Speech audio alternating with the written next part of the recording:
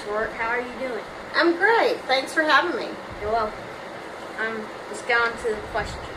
What is it like being a teacher?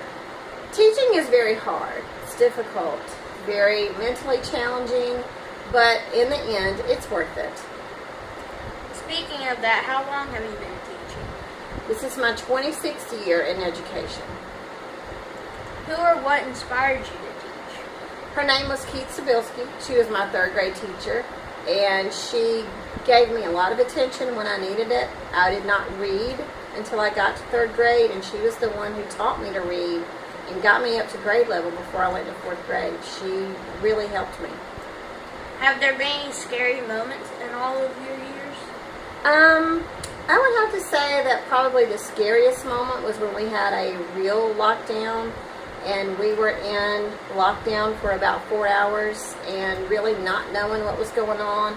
That was scary because I had a classroom of children to deal with, and they were frightened, and it's just, hard to put yourself in that situation. How many schools have you worked at? 2.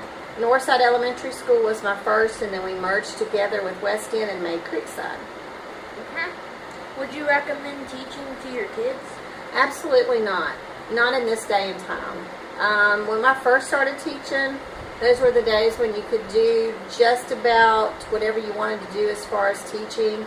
You could teach units, and I used to cook every Friday in my classes. I had a parapro. I didn't have overloaded classes, and it was just a more enjoyable time. Nowadays, there's so much involvement from the federal government and the state and local government that all the paperwork is just very hard, and I wouldn't want my children to feel the level of frustration that I'm feeling right now.